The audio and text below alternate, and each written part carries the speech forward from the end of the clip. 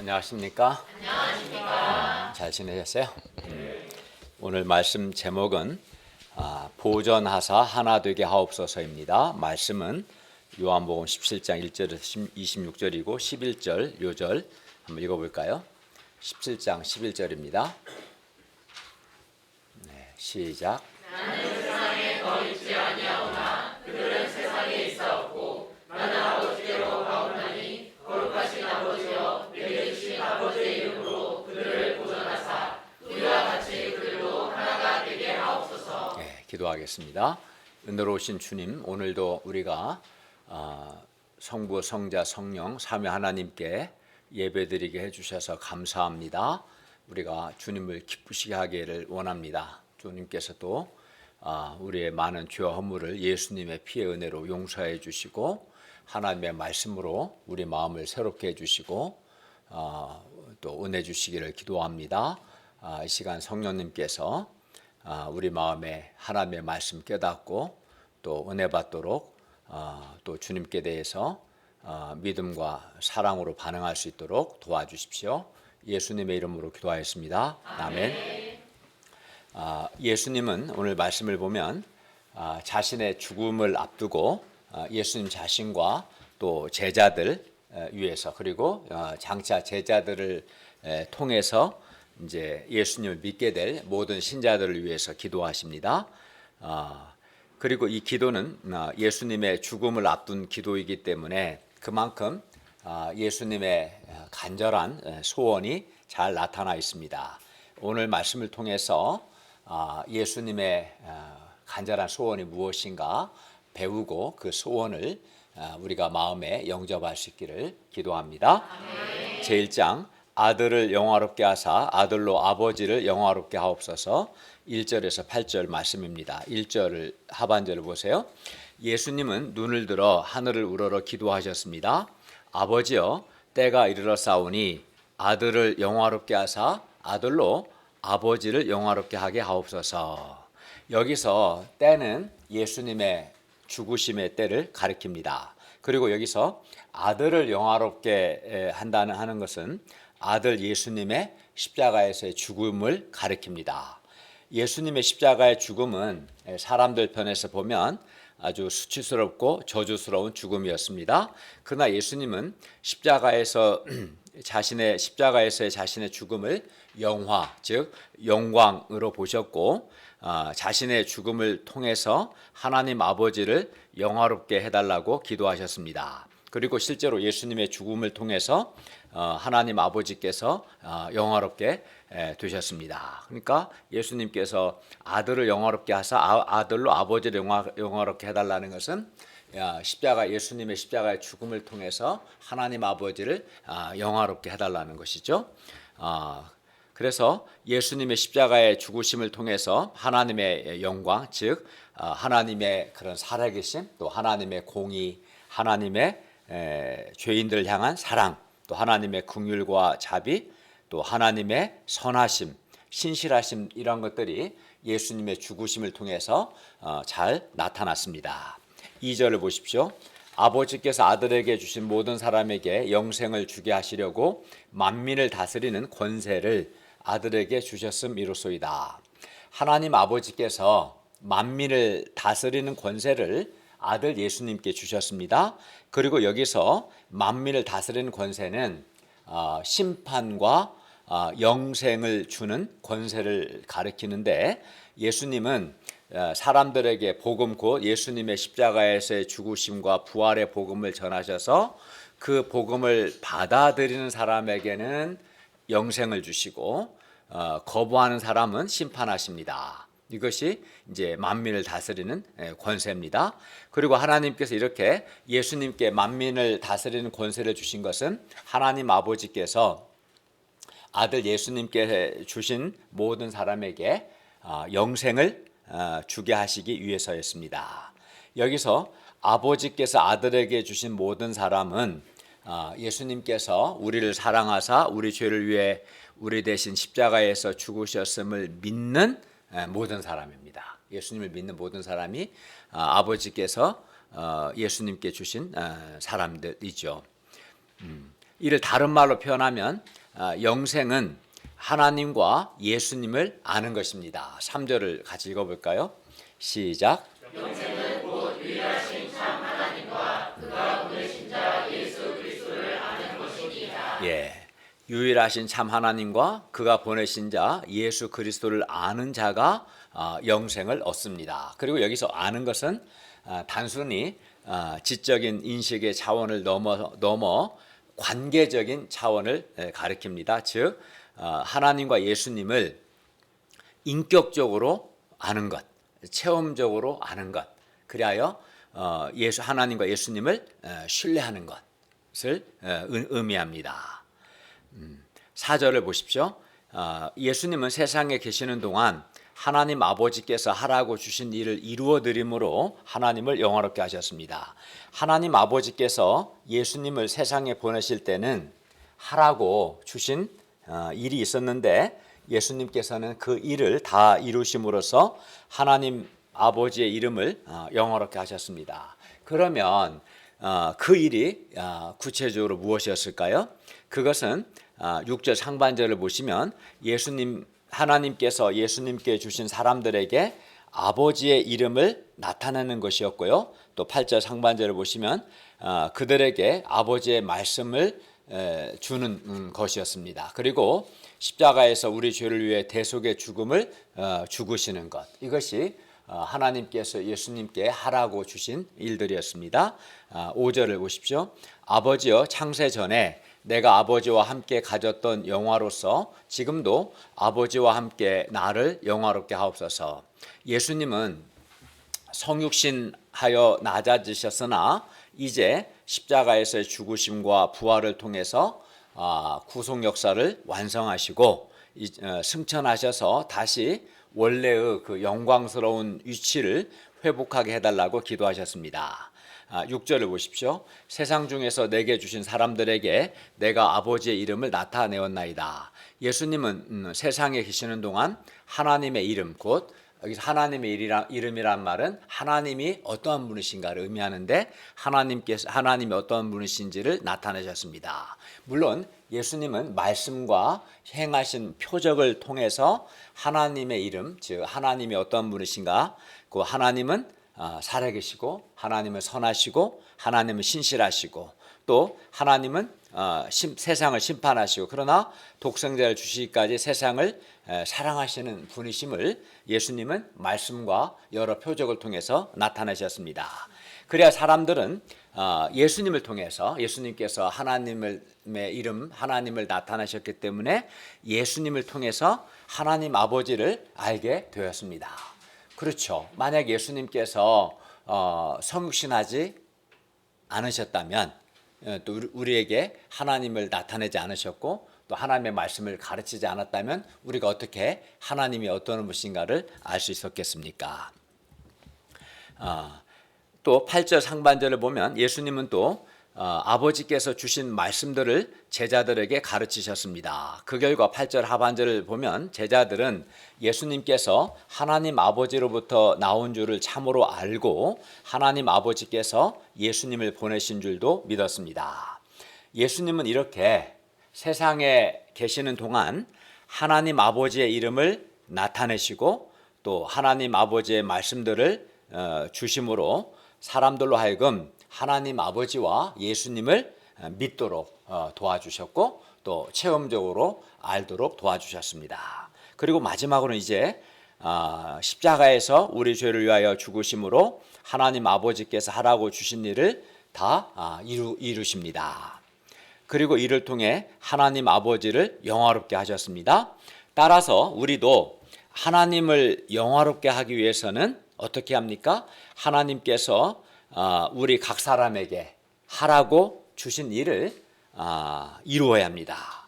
그리고 그 일은 구체적으로 우리도 사람들에게 하나님의 이름을 나타내고 또 하나님의 말씀을 가르치는 겁니다. 그리고 사람들에게 예수 그리스도의 복음을 전하는 것, 이게 하나님께서 우리에게 하라고 주신 일이죠.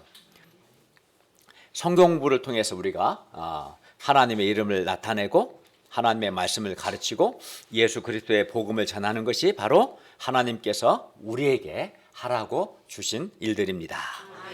그리고 우리가 사람들에게 하나님의 이름을 나타내고 하나님의 말씀을 가르치고 예수 그리스도의 복음을 우리가 전할 때 우리를 통해서 또 우리 가운데서도 하나님께서 영화롭게 되시고 또 예수님을 하나님의 그리스도로 믿고 구원받는 역사가 반드시 일어날 것입니다. 그러니까 우리가 힘써야죠, 그죠? 그러므로 우리가 하나님의 말씀을 가르치고 또 사람들에게 예수 그리스도의 복음을 전하기 위해서 하나님께서 우리에게 하라고 주신 캠퍼스 전도 또 예배 초청 1대1 성경 공부에 힘쓸 수 있기를 기도합니다.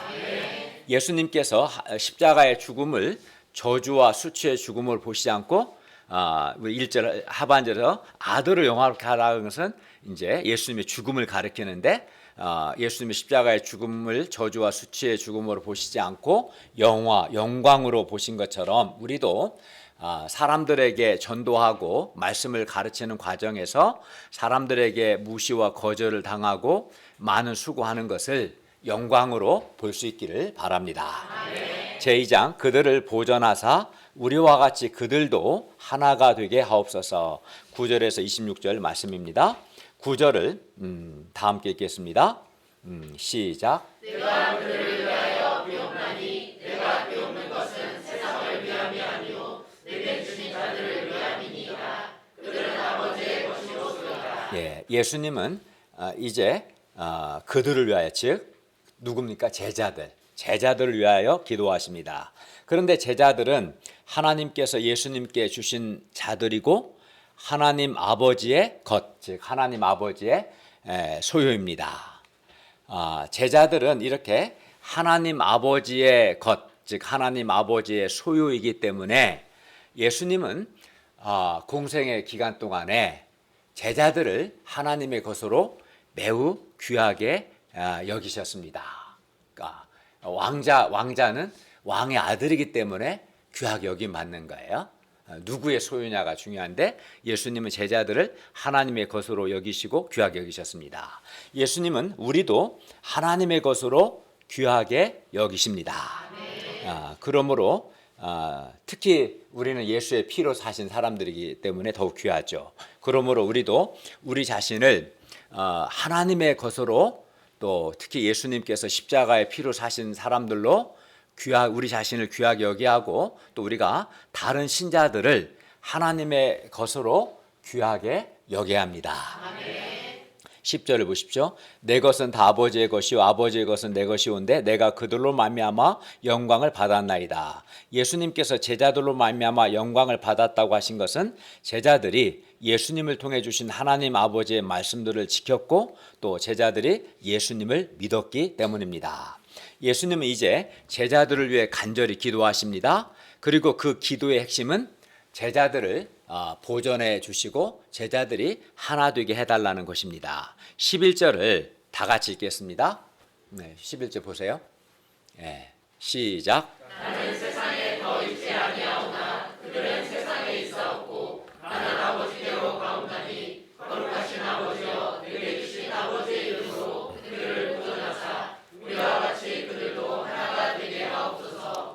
예수님이 이제 세상에 더 있지 아니하시고 세상을 떠나 아버지께로 갔습니다. 예수님께서 이 말씀하실 때가 목요일 저녁이죠. 예수님께서 목요일 저녁에 제자들과 유월절 식사, 우리가 최후의 만찬이라 하죠, 하시고 13장부터 16장까지 꽤 긴 말씀을 하시고 17장 오늘 기도하시고 다음에 예루살렘 성전 맞은편 겟세마네 동산에 가셔서 또 기도하시고 이제 가룟 유다의 배반으로 체포당하시고 그리고 나서 예수님은 그 목요일 밤에 안나스 가야바 대제사장의 장인 안나스 전직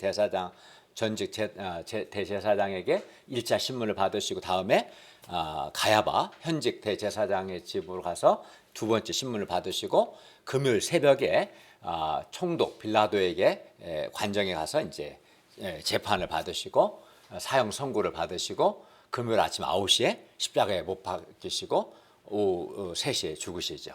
그러니까 이 말씀하시고 바로 다음 날 예수님은 죽으시는 그거를 가리켜서 예수님이 나는 세상에 더 있지 아니하고 아버지께로 간다라고 말씀한 거예요. 그러나 제자들은 이제 예수님은 아버지께로 가시지만 그래서 세상에 있지 않지만 제자들은 세상에 더 있어야 합니다. 그래서 예수님은 세상에 있는 자기 제자들이 아버지의 이름으로 곧 하나님 아버지의 사랑과 능력으로 하나님 아버지의 말씀과 하나님 아버지의 성령으로 제자들이 보존되고 하나가 되게 해달라고 간절히 기도하셨습니다. 예수님은 이렇게 예수님의 제자들이 먼저는 보존되고 다음으로 하나 되기를 간절히 원하셨어요. 그러니까 예수님께서 간절히 원하신 것은 두 가지죠. 하나님 아버지를 영화롭게 하는 것과 제자들이 보존되고 제자들이 우리 신자들이 하나가 되는 것. 이것이 예수님께서 이제 간절히 원하시는 거예요. 예수님께서 12절을 보십시오. 예수님께서 세상에 계시는 동안에는 예수님께서 친히 아버지의 이름으로 제자들을 보존하고 지키셨습니다.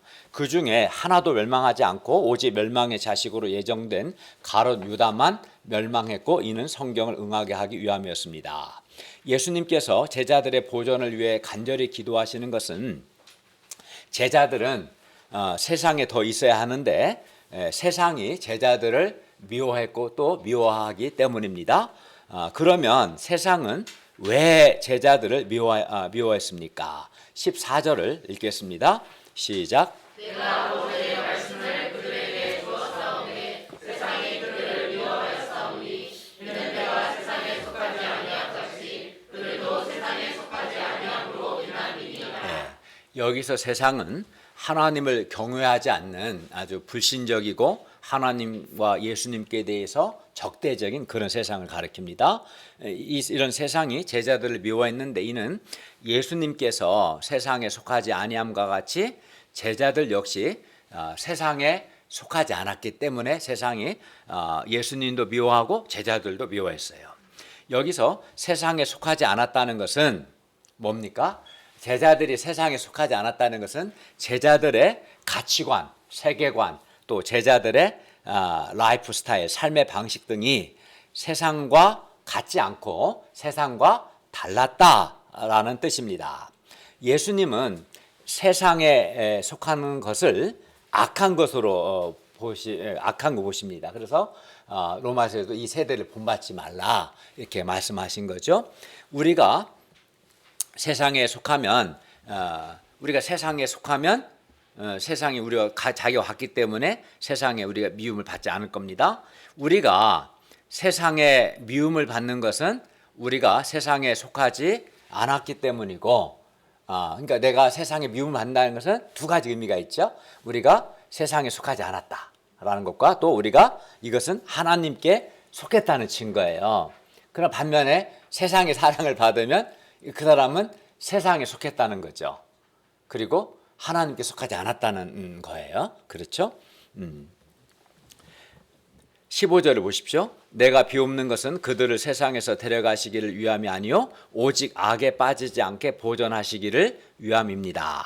여기서 데려간다는 말은 하나님 나라로 인도한다는 뜻입니다. 예수님은 제자들을 세상에서 데려가시기를 원하지 않았습니다. 다만 제자들이 악에 빠지지 않게 제자들을 보존하시기를 기도하십니다. 제자들은 세상에 발을 붙이고 살아갑니다. 그럼에도 불구하고 그들은 세상에서 살아야 하지만 또 세상에 속하지 않고 하나님께 속한 사람들입니다. 그래서 제자들은 우리 또 신자들은 세상에 살면서도 세상의 악에 물들지 않아야 합니다.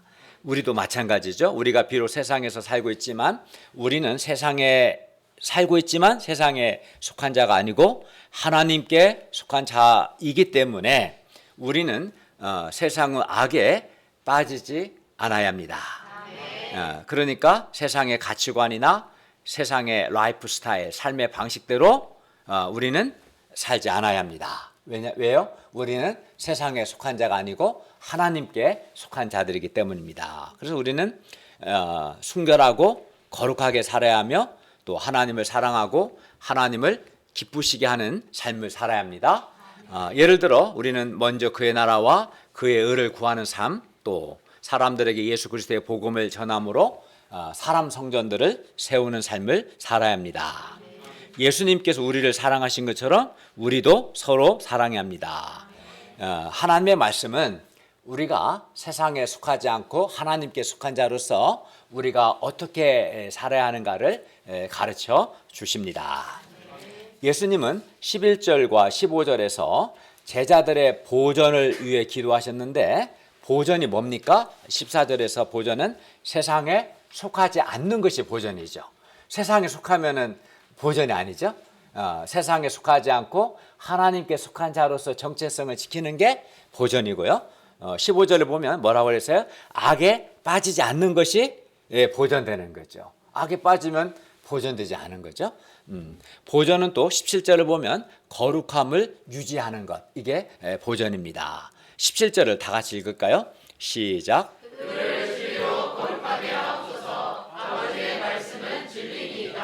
여기서 거룩은 우리 잘 아는 것처럼 세상과의 구별을 가리킵니다.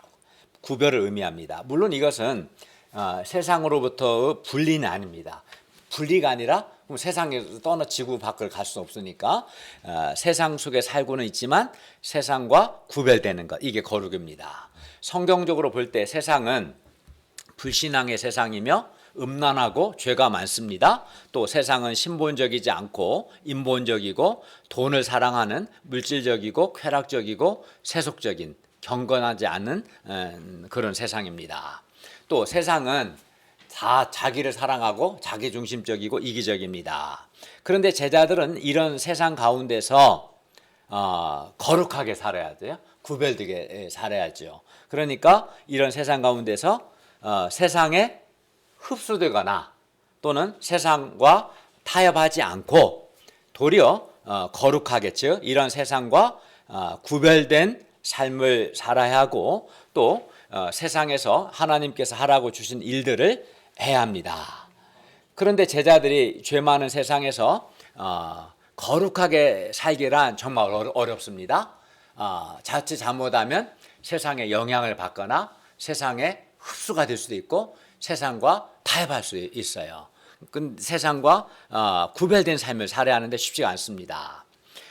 제자도 우리 신자도 우리 안에 죄성이 남아있고 또 우리가 연약하기 때문에 매일매일 순간순간 세상 죄의 유혹을 받습니다.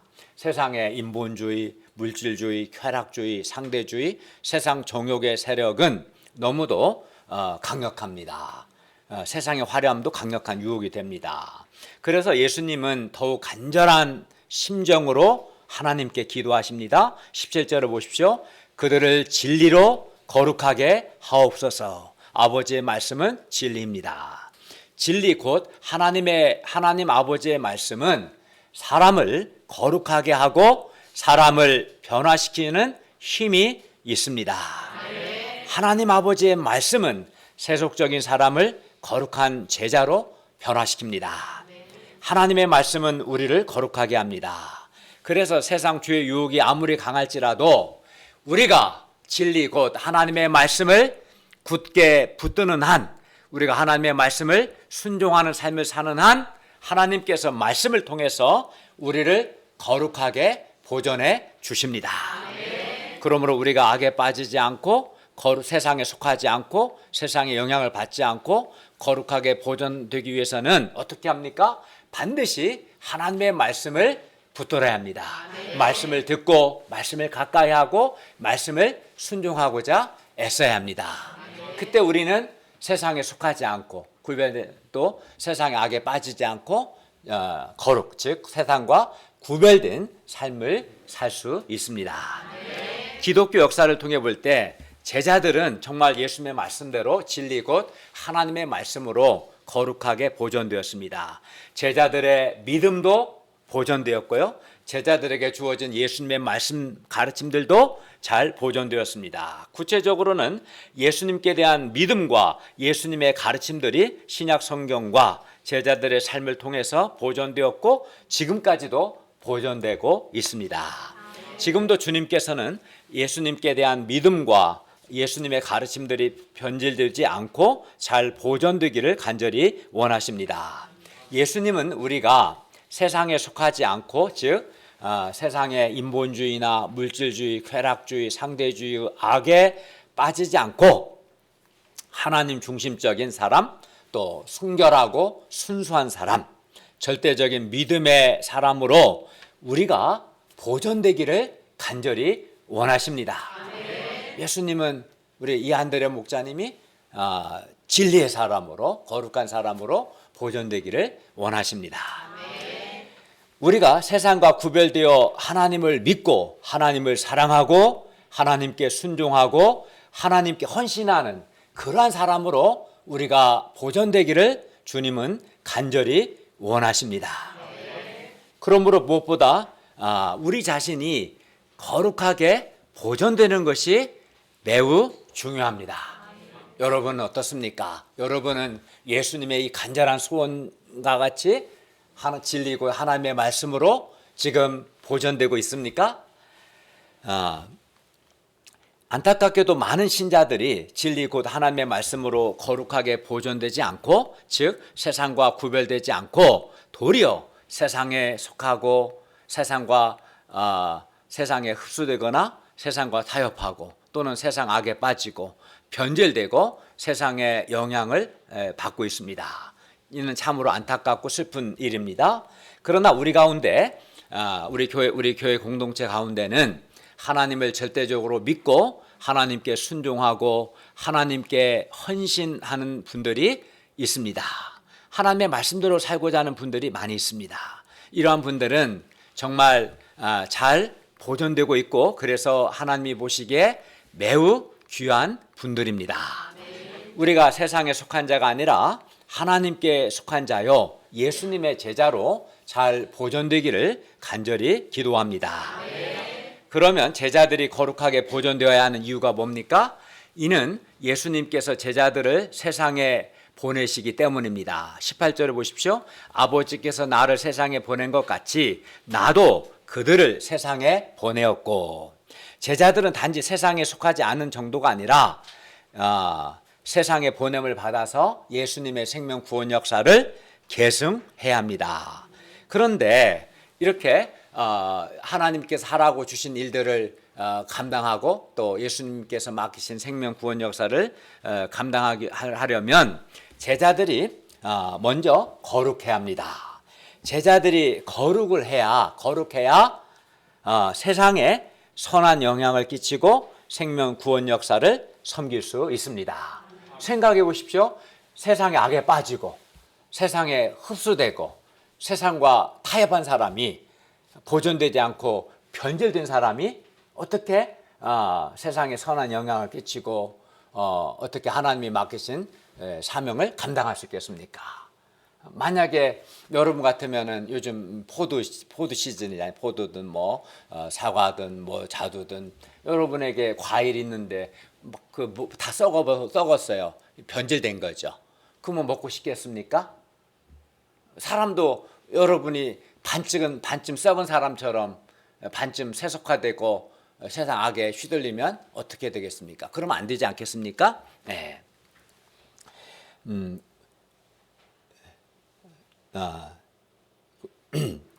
제자들이 이렇게 세상에 선한 영향을 끼치려면 보존돼야 합니다.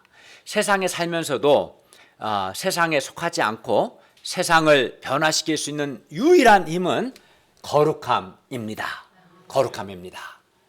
사람들이 막 바람 피고 정욕에 넘어질 때 순결하고 거룩하게 보존되는 사람은 세상에 선한 영향을 끼칠 수 있습니다. 이기적이고 자기중심적인 삶을 사는 사람들이 많은 세상에서 하나님을 사랑하고 예수께서 우리를 사랑하신 것처럼 서로 사랑하는 삶을 살고 낮아지고 겸손하게 섬기는 사람은 거룩하게 보존된 사람이고, 이런 사람은 선한 영향을 끼치고 세상을 변화시킬 수 있을 겁니다. 그렇지 않겠습니까?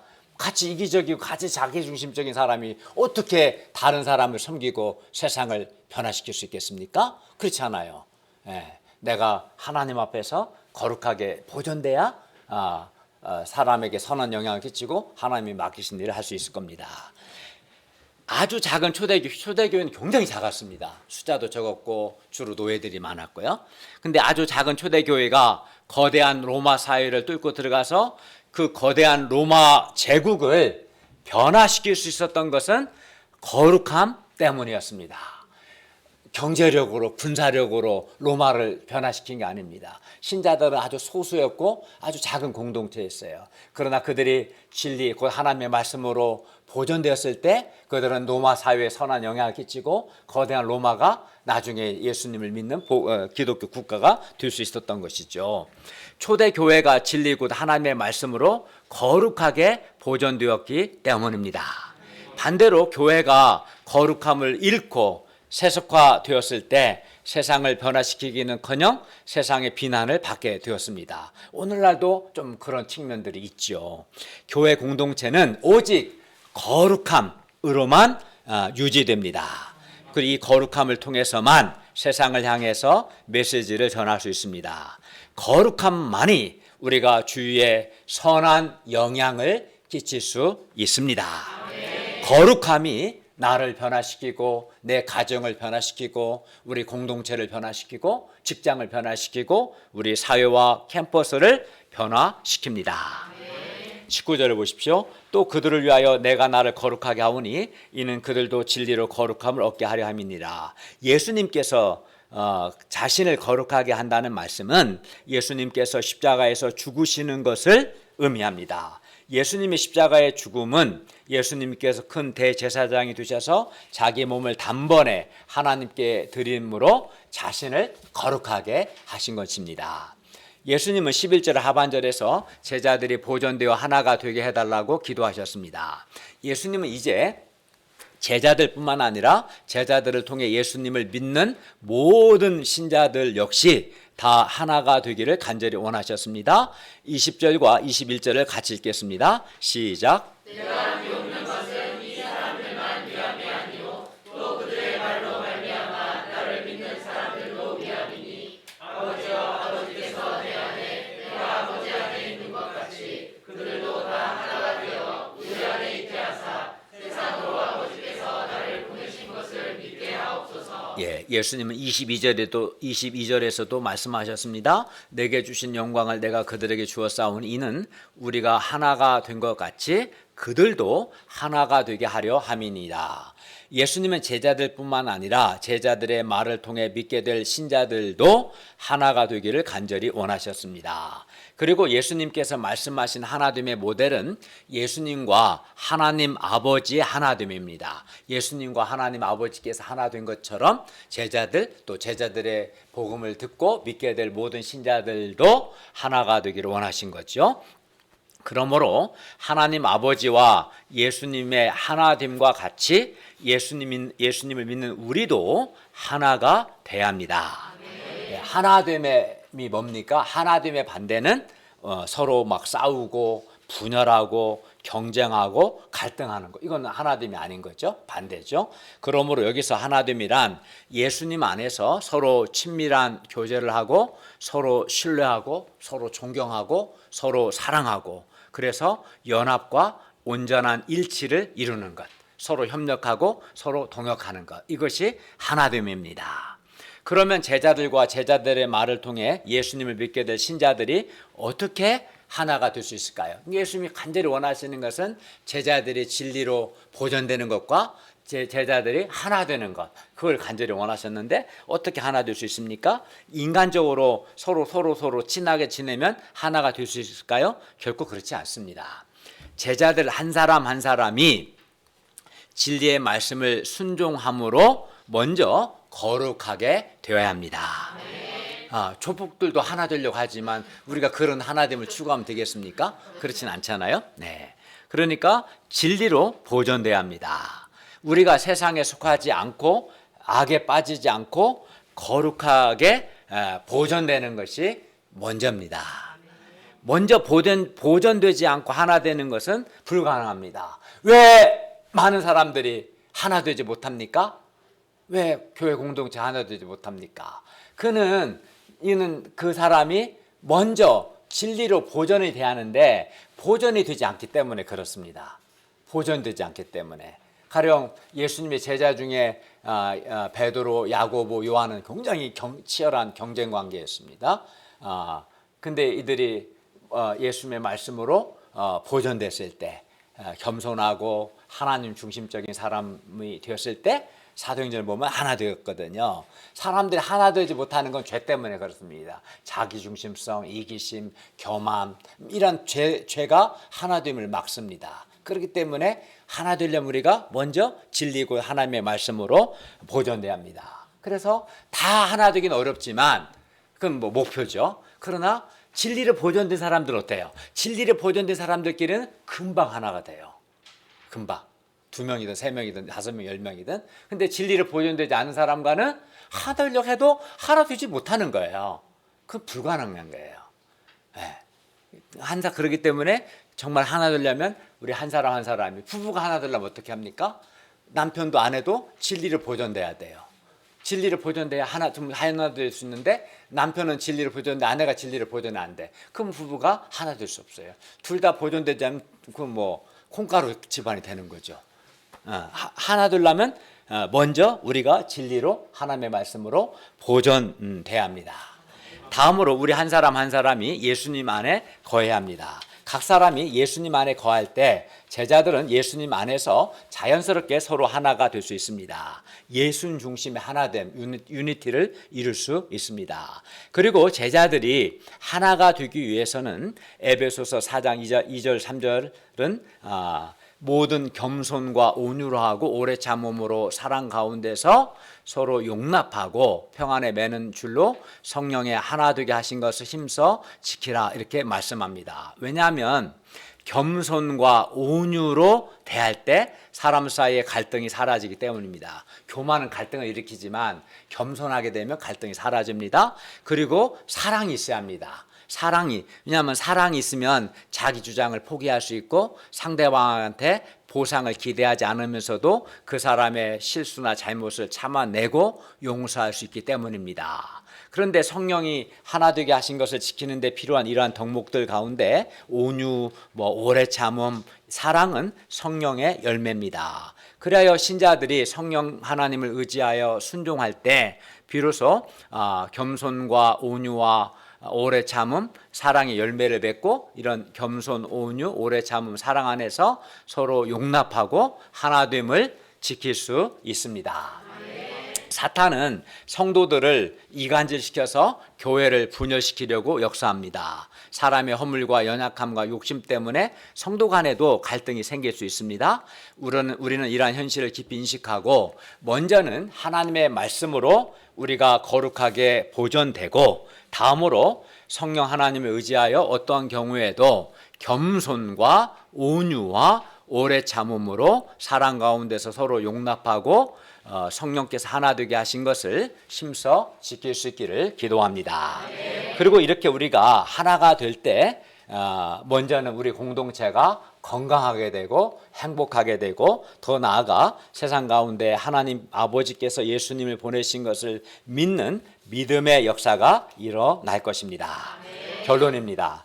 18절 하반절에 의하면 예수님은 우리를 세상에 보내셨습니다. 우리는 예수님의 보냄을 받은 자로서 세상에 있습니다. 그러므로 우리도 예수님과 같이 사람들에게 하나님의 이름을 나타내고 하나님의 말씀을 가르치고 예수 그리스도의 복음을 전함으로 하나님을 영화롭게 할 수 있기를 기도합니다. 그러니까 하나님을 영화롭게 하고자 하는 예수님의 소원을 배울 수 있기를 바랍니다. 다음으로 진리 곧 하나님의 말씀으로 우리가 거룩하게 보존되고 하나 될 수 있기를 간절히 기도합니다. 우리 마음에 오늘 말씀을 통해서 하나님을 영화롭게 하고자 하는 간절한 소원과 진리 곧 하나님의 말씀으로 보존되고 하나 되고자 하는 소원을 새롭게 할 수 있기를 바랍니다. 기도하겠습니다. 은혜로우신 주님, 오늘 예수님의 기도를 통해서 하나님께 하라고 하신 일을 다 이름으로 하나님 아버지를 영화롭게 하신 예수님을 배우게 하셔서 감사합니다. 우리도 주님께서 하라고 주신 일들을 다 이름으로 하나님을 영화롭게 하는 자들이 되게 해주시고 무엇보다 주님의 이 간절한 소원과 같이 진리 곧 하나님의 말씀으로 우리가 보존되게 해주십시오. 그리하여 세상에 있지만 세상에 속하지 않고 하나님께 속한 자로서 살고 세상의 악에 빠지지 않고 거룩 구별된 삶을 살게 하시고 또 하나됨을 이룰 수 있도록 도와주시옵소서. 예수님의 이름으로 기도하였습니다. 아멘.